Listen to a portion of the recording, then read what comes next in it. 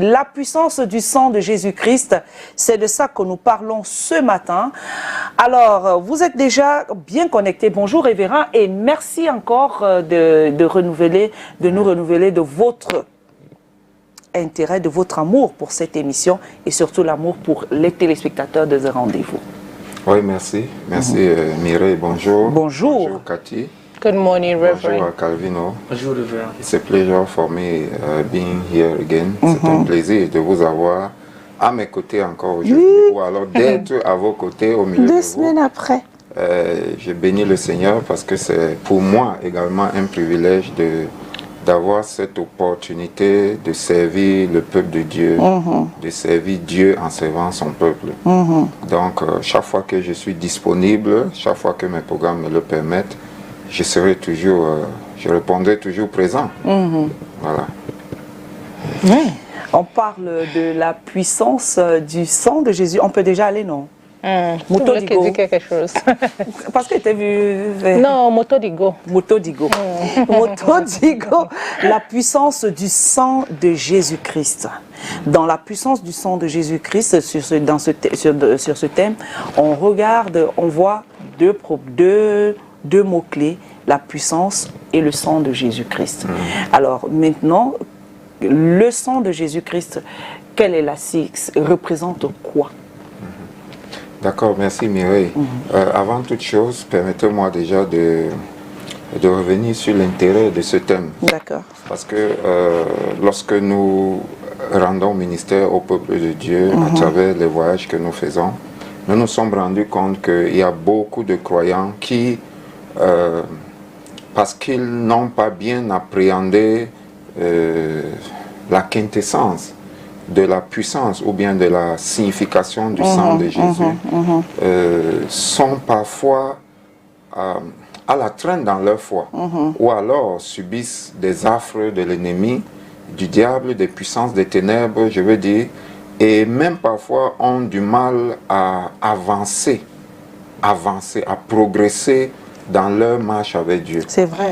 Parce que la marche chrétienne a commencé le jour où Jésus est descendu de la croix, après être mort et qu'il a été enseveli, quand il est ressuscité. Voilà où commence la vie du chrétien. Donc, qu'est-ce qu'il y a dans la puissance du sang de Jésus?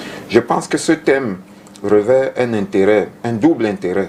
Déjà, il y a un intérêt sur le plan spirituel, comme nous l'avons dit tantôt, pour que chaque croyant, chaque chrétien soit capable de progresser dans sa foi.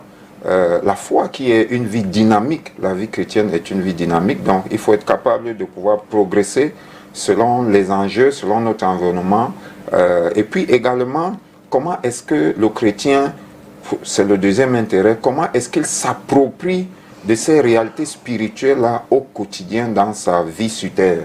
C'est très important parce que la vie n'est pas que spirituelle. L'être humain est un être spirituel, mais qui vit physiquement sur la terre. Donc, au contact des autres hommes, au contact des puissants des ténèbres, au contact des difficultés de la vie, comment est-ce que le sang de Jésus peut être utile pour le chrétien? Donc, moi, voilà ce que me donne votre thème comme intérêt. Voilà ce que je vois dans ce thème. Donc, pour aller donc, sur votre question, le sang, effectivement, quand on voit votre thème, on voit la puissance, on voit le sang, et on voit Jésus.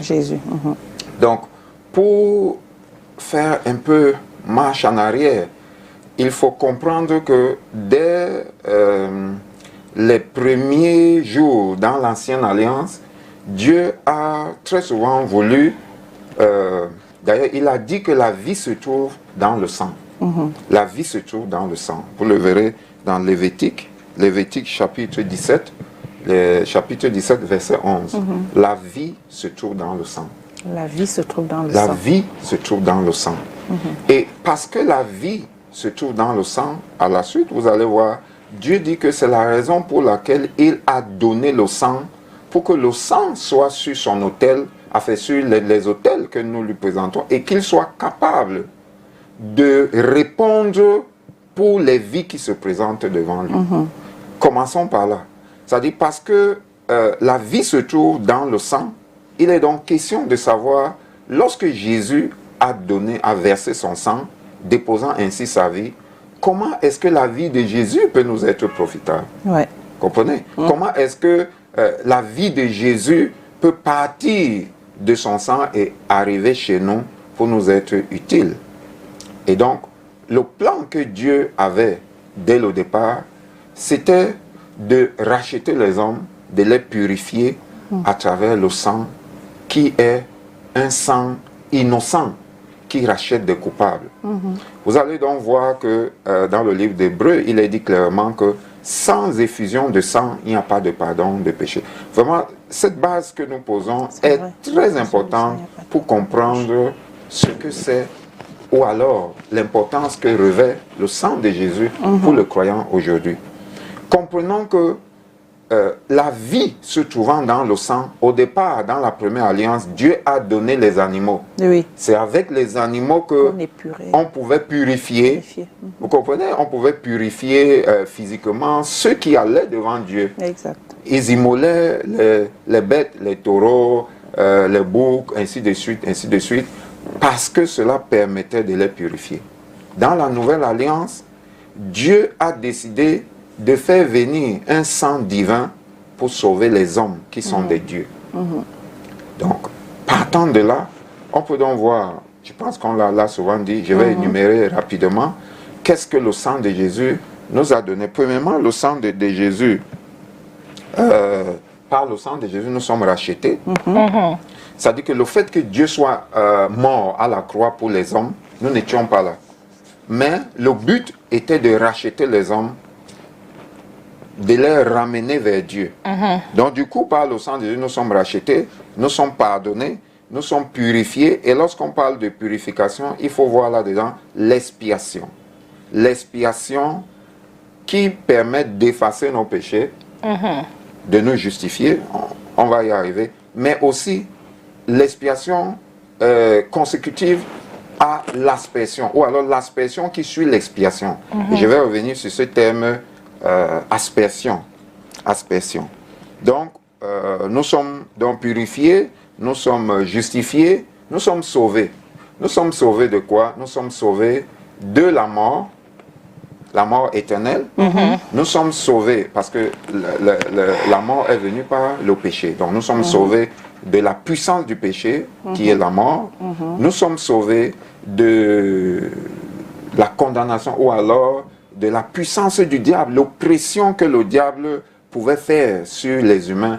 Jésus-Christ l'a payé par son sang à la croix. Nous sommes également sauvés de la condamnation sur la terre, de toutes sortes de malédictions. Vous savez, lorsque l'homme s'est rendu coupable, automatiquement, la terre tout entière a été affectée par le péché de l'homme. C'est la raison pour laquelle, ce n'était pas une malédiction, mais Dieu a dit simplement à l'homme que à partir de ce moment-là, la terre lui produira des ronces et des épines et qu'il mangera à la sueur de son front.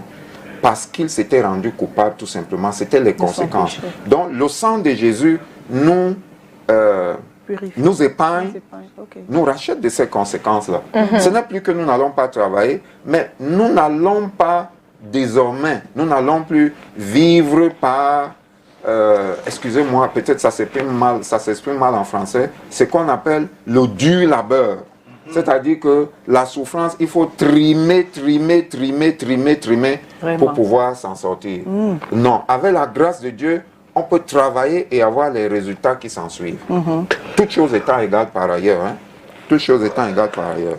Donc, ma préoccupation principale dans votre thème, c'est de savoir, lorsqu'on a dit tout cela, comment est-ce qu'on s'approprie du sang de Jésus au quotidien? Voilà. Vraiment, voilà le challenge qui est le nôtre. C'est un gros challenge, justement. Oui. Comment je suis un enfant de Dieu et comment est-ce que je dois... Le sang de Jésus-Christ devrait faire quoi? Oui, comment est-ce qu'il travaille dans ma vie au quotidien? Qu'est-ce que je fais? Comment est-ce que je le mets en action? Comment est-ce que j'en profite? Comment je peux tirer profit au maximum du sang de Jésus qui a été...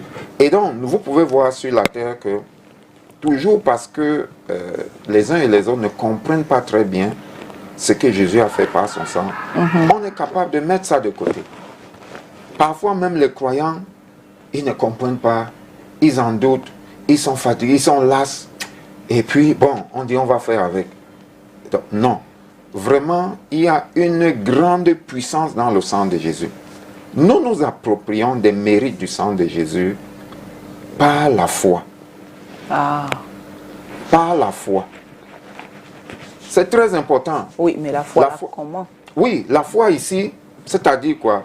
Je vais essayer d'être le plus terre à terre, le plus simple Oui, c'est possible. ça. Tout ce que nous avons décrit auparavant est ce que Dieu a fait dans sa grâce pour l'homme. Oui.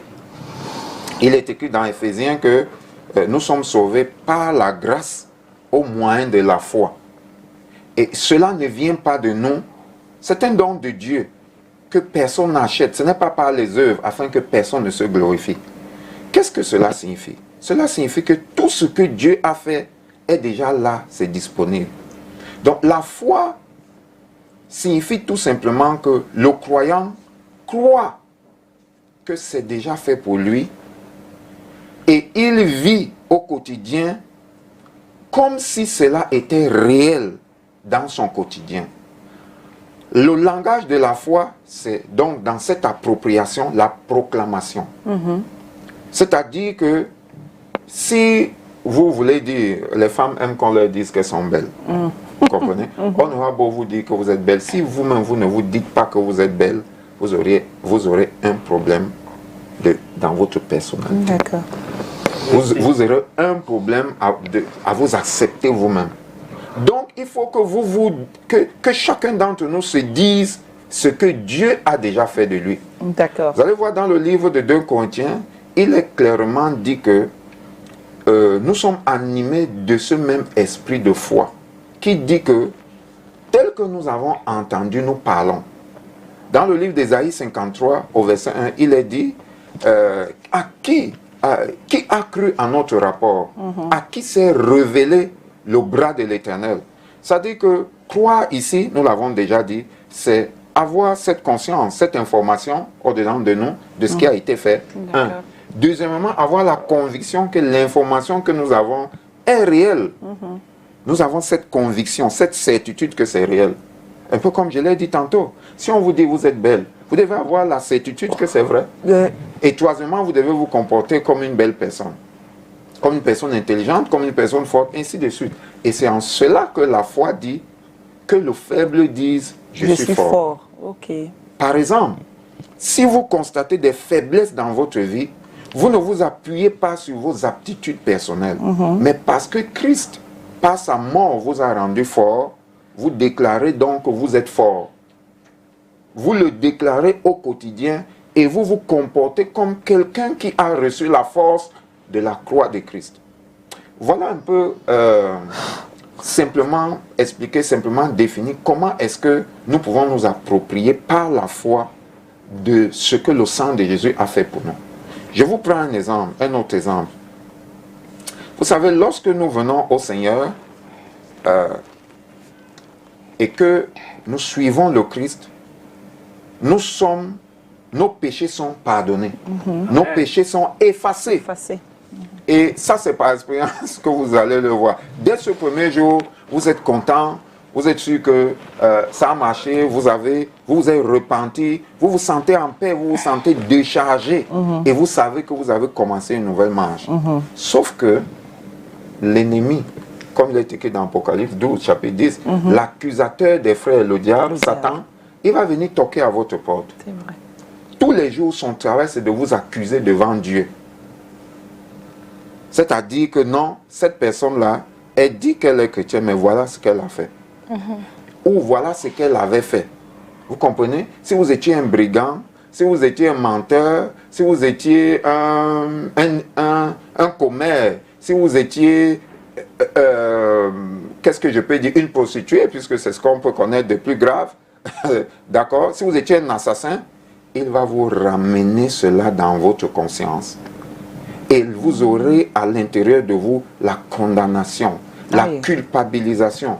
bien que le Seigneur vous ait déjà pardonné, bien que vos péchés aient été effacés, le combat se passe dans votre âme. La tête. Dans votre âme. Et c'est en cela que dans Apocalypse chapitre 12, au verset 11, qui suit ce verset 10, il est dit, mais eux, ils l'ont vaincu à cause du sang de l'agneau, le sang qui a déjà été versé, et la parole de leur témoignage. Dans la foi, quand nous parlons de ce que Dieu dit, c'est notre témoignage. Et c'est en cela que nous entrons dans la victoire devant Satan. S'il y a une chose que Satan craint, bien aimé, c'est le sang de Jésus. Oui, c'est vrai. Le sang et le nom de Jésus. C'est vrai. Je vous assure, le sang de Jésus revêt une puissance indescriptible. Nos mots humains ne peuvent pas définir, ne peuvent pas expliquer suffisamment ce que le sang de Jésus est pour nous. Juste pour appuyer ce que vous avez dit par rapport au sang de Jésus-Christ et au nom de Jésus-Christ, il y a une histoire qui s'est déroulée du côté de la France, une dame qui se prostitue, qui, quand on dit, vend le piment, et qui est allée avoir des rapports sexuels avec un monsieur. Et ce qui se passe, c'est qu'elle se retrouve dans la chambre, mais sauf que le monsieur lui a offert beaucoup d'argent, et il y avait des bougies rouges dans la maison du monsieur. Elle n'a pas prêté attention, elle était omnubilée par le montant d'argent qu'elle allait percevoir. Sauf que en ayant des rapports sexuels avec le monsieur, elle ne voyait pas le monsieur. Et bien, quand elle s'est retournée, elle se rend compte que ce n'est pas avec le monsieur qu'elle est en train de faire. Donc c'était un sorcier, un serpent. Et elle a dit, dès qu'elle a dit au nom de Jésus, toutes les bougies se sont éteintes totalement. Et puis elle a pu sortir de là. Mais sauf que la conséquence, c'est qu'aujourd'hui elle est sur une chaise roulante, parce que malgré tous les examens qu'on a fait, elle est paralysée. Voilà, ça c'était un bel exemple, sauf que je ne vous envoie pas à pécher. Voilà. C'est ce que vous voulez dire. I just wanted oui, to parce ask que, en fait, because she was actually sinning. Oui, c'est très bien, ça montre la puissance du sang de Jésus. Elle a pensé à ce Jésus-là à ce moment. Okay. Je vous dis, Dieu ne... J'ai souvent dit aux gens que, si vous permettez, Dieu Tout-Puissant n'est pas le Dieu des chrétiens. Voilà. Okay. Il n'est pas le Dieu des chrétiens uniquement, si vous voulez. Voilà. Quiconque sur la terre invoque le nom de Jésus sera sauvé. Amen. La différence qu'il y a, vous allez voir dans Actes des Apôtres chapitre 3, sur toute la terre, il n'y a aucun autre nom qui ait été donné pour sauver les hommes. Dieu a donné plusieurs prophètes dans les différents peuples, aux nations. Mais il y a un seul sang qui vous sauve de la condamnation éternelle, qui vous sauve du diable et du péché. Vous pouvez avoir avec les jours de la terre et toutes les autres choses, vous pouvez les avoir avec les autres prophètes. Je vous assure, l'histoire que vous racontez, j'y crois parce que nous connaissons d'autres histoires comme ça, d'autres histoires similaires. Vous comprenez? Que ce soit dans les Saintes Écritures, où Jésus a dit que même en Israël, je n'ai pas vu une telle foi, ou alors dans le siècle présent, dans ce monde présent, nous connaissons des personnes qui, dit-on, ne sont pas chrétiennes, mais qui ont invoqué Jésus au jour de la détresse et se sont vus sauvés. Parce que Jésus, c'est Dieu sauve. So does it mean that, for example, like based on Mireille's example that she just quoted, this lady was actually committing a sin which is against the Bible, and because she also had this faith in God, she used the name of Jesus and in the power. Is that what? Yeah, the name. The name of Jesus, or she said the blood of Jesus, and she got saved. Now, I don't know, then later on, she still, like, she got ill. Yeah. I don't know if it's that because she was in the act of committing or going against God's teaching, he actually saved her, but there were consequences that she had to face. For example, does it mean the fact that we use the blood of Jesus, there are consequences also in using Jesus' name, Jesus Christ, Jesus Christ's name, like there are consequences of using it like anyhow, like in any kind of event, like just from the example that Mireille just quoted. Yeah, your question is is a very good question. Why? Because this is what we meet on a daily basis in our life, in our environment. This example is a very strong example to show that when somebody believes in God, God will react to the faith of the person. Yeah. So this woman was saved from that danger. If she didn't call The name of the Jesus. name of Jesus, Jesus. maybe she would have been dead by now. Yeah. Okay. For sure, she would have been dead, or maybe gotten mad or whatever. But because she called on the name of the Lord, she was saved from that danger. From that danger. Okay. But calling the name of the Lord Doesn't mean. brings you to salvation. Not just physical salvation, but spiritual salvation. Salvation. Yeah. Okay. But because that woman was in a state of, like you said, Danger. she had opened the door of her life to consequences of the acts that she was doing. It's like what Christ told that woman. He told her that I'm not condemning you either. Go and sin no more. No more. You Okay. see? So God saved her, but He wants her To learn. to come back, Okay. to repent from her wayward life. Let me call it like that. And then God can restore her. Okay. Because there is not just salvation, physical salvation, there is spiritual salvation. There are people that Jesus resurrected from the dead, but they still died. If I pray for you now and you are healed from cancer, it doesn't mean you have eternal salvation to go to heaven. To heaven. Okay. But the name of the Lord, the blood of Jesus, is first to wipe away our sins. But she didn't call the name of the Lord for the wiping of her sins. She just called the name of the Lord because she wanted to be saved in that situation. Yeah. That is what happened to her. Yeah. So if peradventure she comes back and realizes, no, the Lord has saved me, for me just being in that state of sin, I called for His name and He answered me. I need to surrender my life to Him because there is greater salvation for me in His name, in His blood. Okay. Now, what is the significance of the power of the blood of Jesus in Christianity? Okay. First of all, Christianity starts by the blood of Jesus.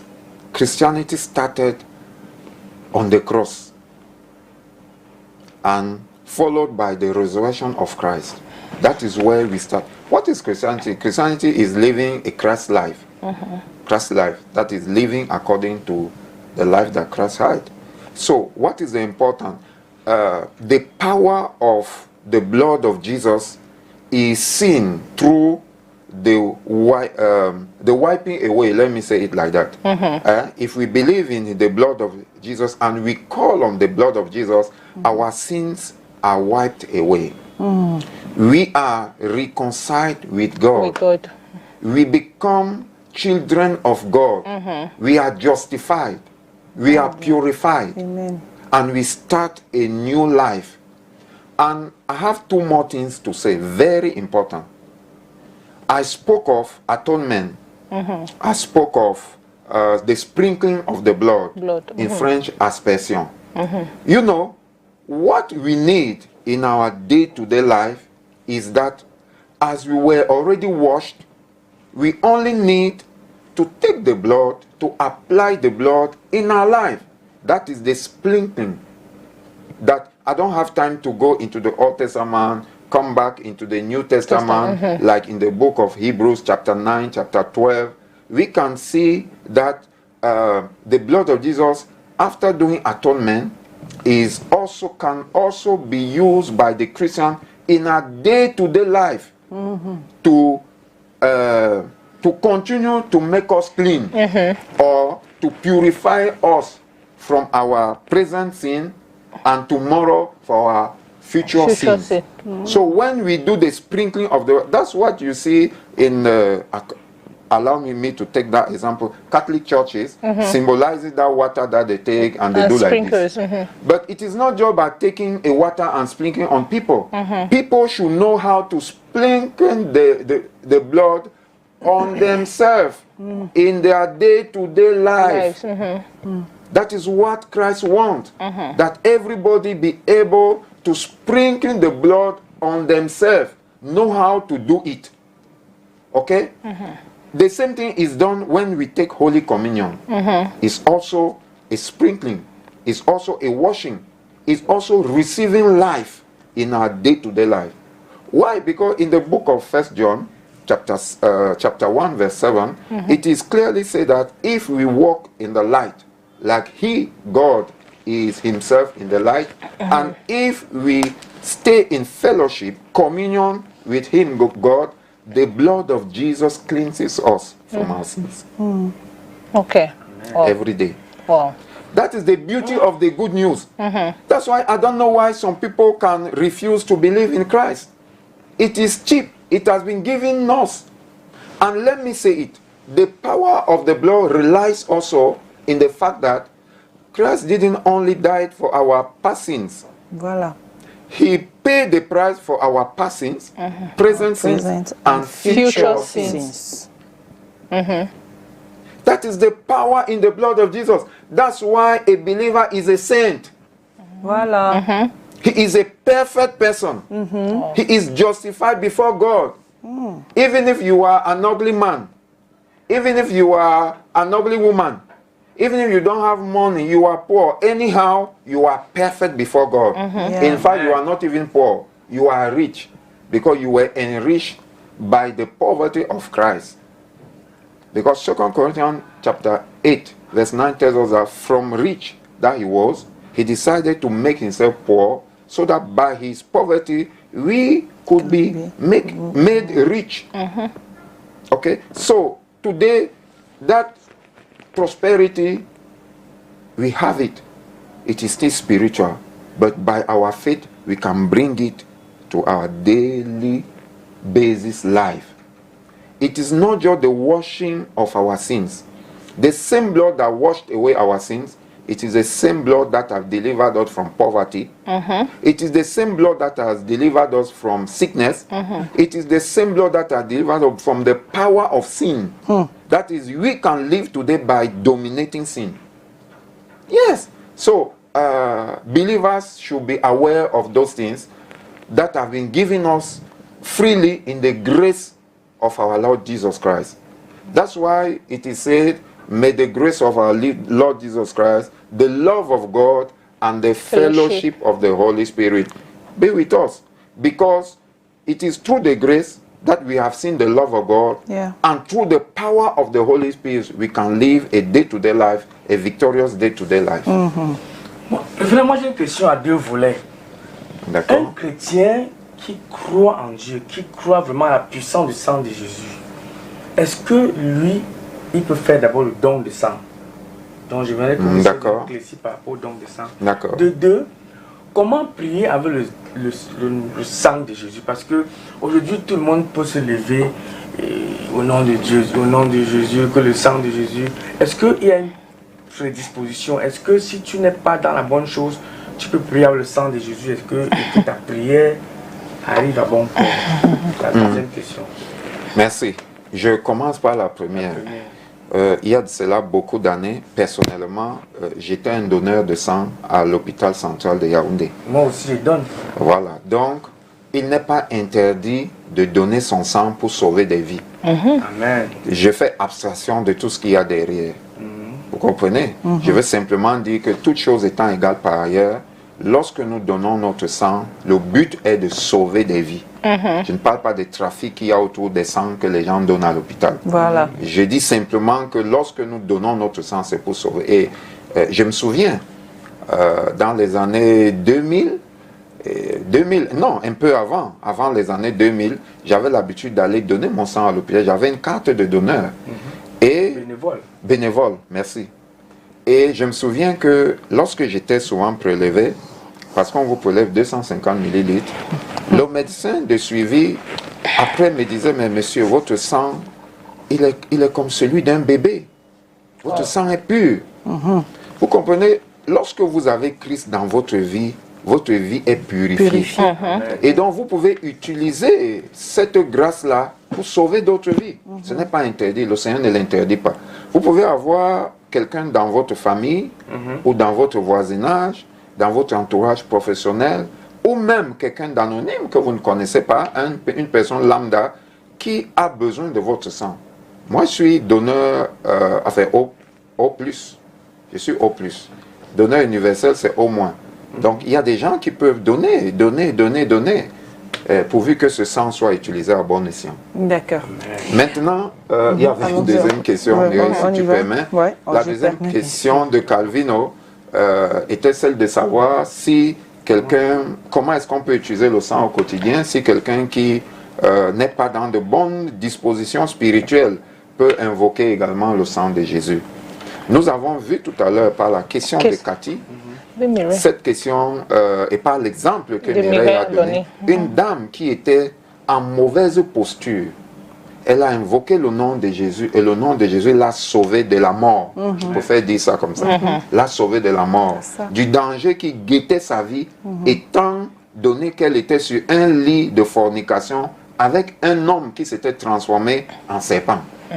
Parce qu'elle a invoqué le nom de Jésus. Je répète, bien-aimés téléspectateurs, le nom de Jésus veut dire l'Éternel sauve. Et Dieu l'a donné gratuitement.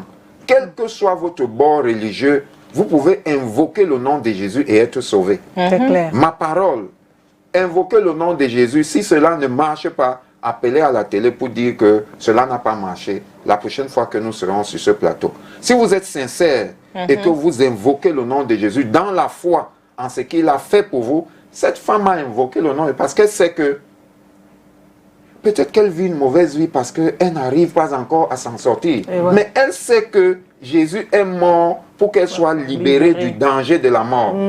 Elle a souvent entendu. Donc, elle ne s'est pas tue. Lorsqu'elle s'est retrouvée en danger, elle a dit Jésus. Et Jésus l'a sauvée. Vous comprenez? Donc, voilà. Mais nous ne conseillons pas les personnes auxquelles nous parlons de rester dans une mauvaise posture avec Dieu. S'il vous plaît, Dieu a pardonné tous les hommes sur la terre. Dieu vous a déjà pardonné.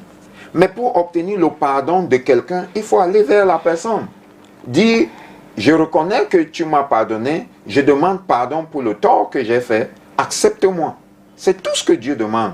Et qu'avec une bonne conscience, nous commencions à marcher avec lui. D'accord. On va du côté de la rue à Yaoundé retrouver Thierry Onde avec des téléspectateurs potentiels de ce rendez-vous qui ont répondu à la question de notre Vox Pop. On revient juste après le Vox Pop. Le sacrifice dont il est question pour moi, il s'agit d'abord du prix payé en laissant le trône de gloire. Lui, en tant que Dieu, parce qu'il est Dieu, il s'est fait homme. Il est venu habiter parmi les hommes comme un homme ordinaire. Ça, c'est un sacrifice de laisser le trône, de laisser la gloire, de laisser les honneurs des anges et venir vivre au milieu du péché saint qu'il était. Et puis le deuxième sacrifice pour moi, c'est qu'il a souffert. Nous connaissons ses souffrances. Quiconque lit la Bible, c'est que Jésus-Christ s'est sacrifié, il a souffert. Il a été cloué à la croix, il a été enseveli et puis il est ressuscité des morts. C'est un autre sacrifice. Je ne crois pas que même nous, même en tant que parents, on peut accepter mourir à la place de nos enfants. Ou quiconque aime le sien, je ne crois pas qu'il peut payer le prix jusqu'à mourir. Donc, c'est un sacrifice extrême pour moi. En fait, ce que j'aimerais vous faire comprendre, c'est quoi? C'est que le sacrifice dont parle notre Seigneur Jésus-Christ est très simple. C'est un message très simple pour nous, chrétiens et enfants de Dieu. Quand on parle du sacrifice de Jésus-Christ, Jésus-Christ nous démontre ce que c'est que réellement l'amour du prochain. Qu'est-ce que je peux faire pour mon prochain? Qu'est-ce que j'attends en retour? Donc, le message est très simple. L'amour du prochain qui veut dire faire l'exemple sans rien entendre en retour. C'est ça, le sacrifice de Jésus-Christ. Et c'est pourquoi il a été crucifié, pour nous démontrer ce pourquoi Dieu l'a envoyé. Nous prouver le contraire de ce que nous les humains nous pensons. Parce que pour faire quelque chose ici, il faut d'abord attendre quelque chose en retour, soit, bon bref, ça dépend. C'est pourquoi Jésus-Christ est venu fait de chair et de sang pour nous démontrer ces choses que, en tant qu'être humain, il faut avoir ce qu'on appelle la foi. Et la foi qui surpasse tout. Et la foi, c'est quoi? La foi, c'est croire en quelque chose, même sans avoir vu. C'est ça la véritable foi. Et c'est ça qui démontre ce qu'on appelle l'amour, dans le sens du sacrifice de Jésus-Christ. En fait, comme explication, c'est pour nous une façon de... Pour qu'on vive mieux, on doit se sacrifier pour les uns et les autres. Puisque Dieu a sacrifié et a envoyé son Fils. Parce que Jésus ne s'est pas levé et dit que je m'en vais me sacrifier. Son Père lui a dit, va sauver le monde, il est venu se sacrifier. Ça veut dire que pour nous les êtres vivants de cette terre, quand tu vois ton frère qui est dans une difficulté, tu te sacrifies pour que lui qui sorte de ses difficultés. Je vois que le monde a été créé par Dieu. Et Dieu a fait ce monde-ci, tout ce qu'il a fait. On le dit que c'est bon, mais lui-même savait que tout ceci allait arriver. Donc on conçoit la vie comme elle vient là. Rouge ou jaune, on fait avec, puisqu'un jour on doit mourir. Nous sommes des pécheurs. Dieu a envoyé donc son Fils, puisque nous ne savons pas ce que nous faisons même. Nous sommes là, on ne sait même pas. La nuit tombe, le jour revient. Qu'est-ce qui arrive même? Nous sommes de passage sur terre. Un jour, tout le monde finira par partir. Dieu est bon, il nous a donné sa vie gratuitement. Plateau sur la thématique, elle est très intéressante, raison de plus sur le sang de Jésus. Et beaucoup devraient adopter cela, utiliser le sang de Jésus dans notre quotidien. Mais seulement ne pas se limiter à ça, si je comprends bien les explications du révérend. On ne doit pas seulement se limiter à ça, on devrait s'impliquer, s'imprégner, accepter Christ dans notre vie pour mieux expérimenter cela avec plus de connaissances. Merci. Alors je crois qu'il y a, après ce retour oui, vraiment, je vous suggère qu'on lise deux textes, si vous le voulez bien.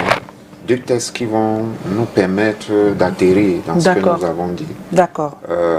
Hébreux chapitre 9, on peut commencer par Hébreux chapitre 9, verset 12.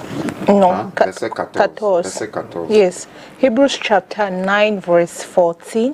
How much more then will the blood of Jesus Christ, who through the eternal Spirit offered himself unblemished to God, cleanse our consciences from acts that lead to death, so that we may serve the living God.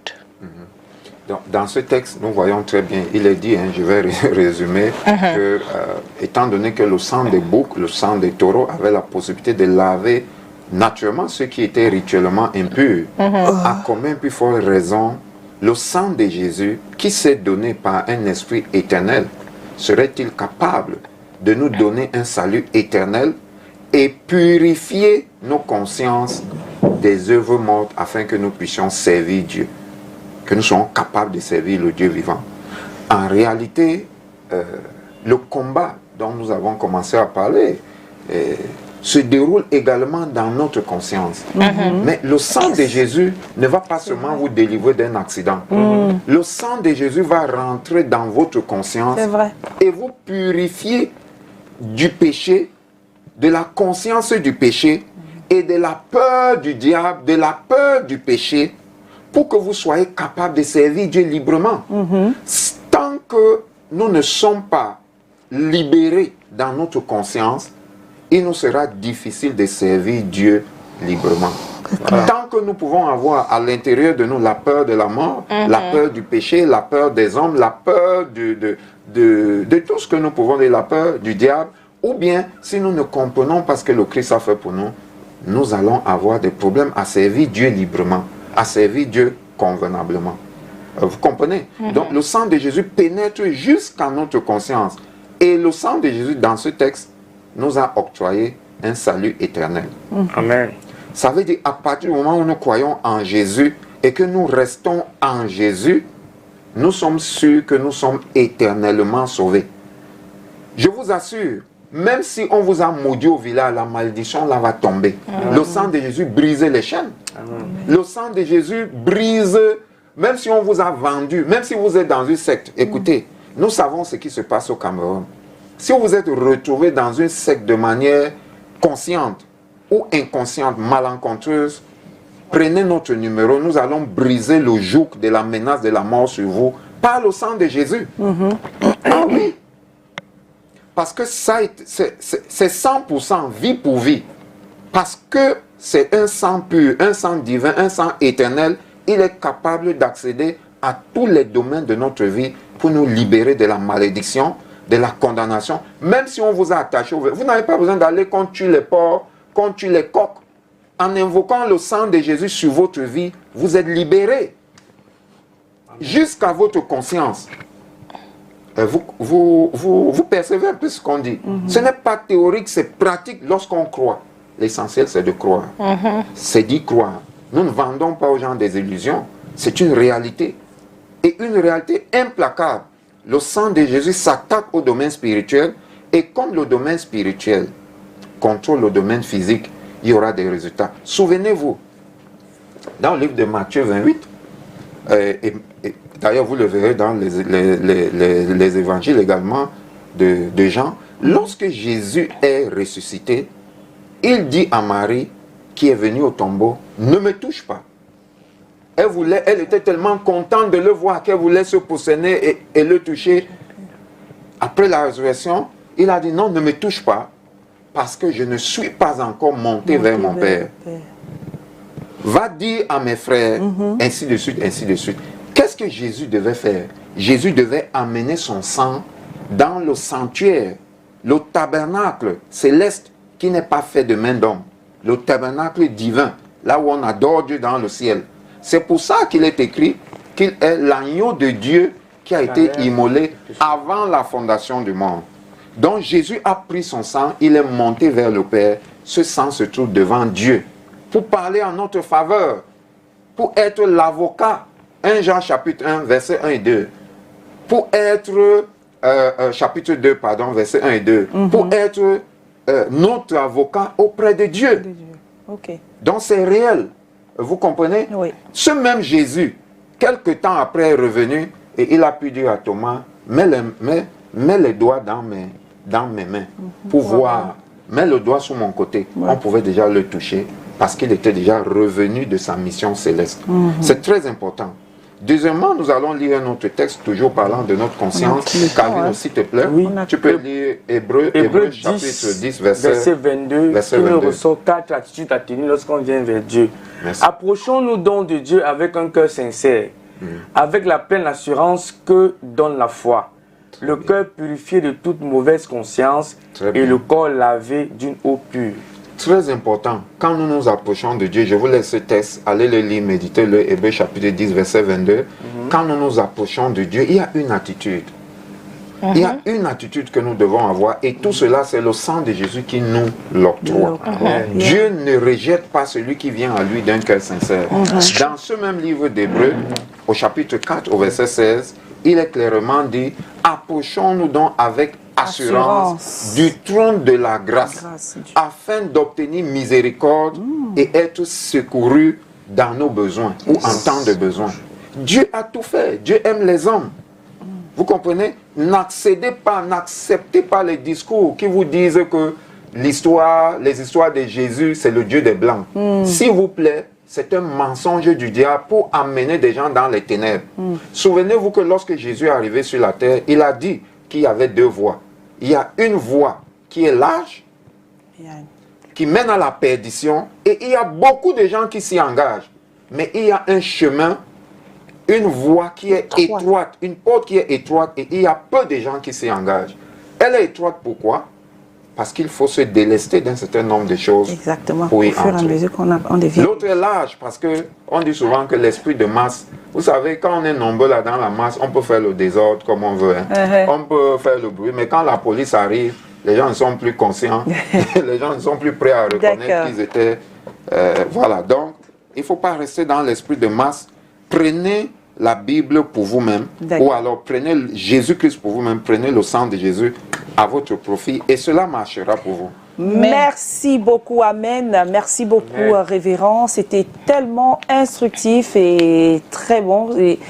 J'ai eu ma part de révélation même pendant que voilà, vous parliez, donc c'est très intéressant. Merci d'avoir été des nôtres. On retrouve le révérend Messina sur les réseaux sociaux, comme j'aime bien le dire.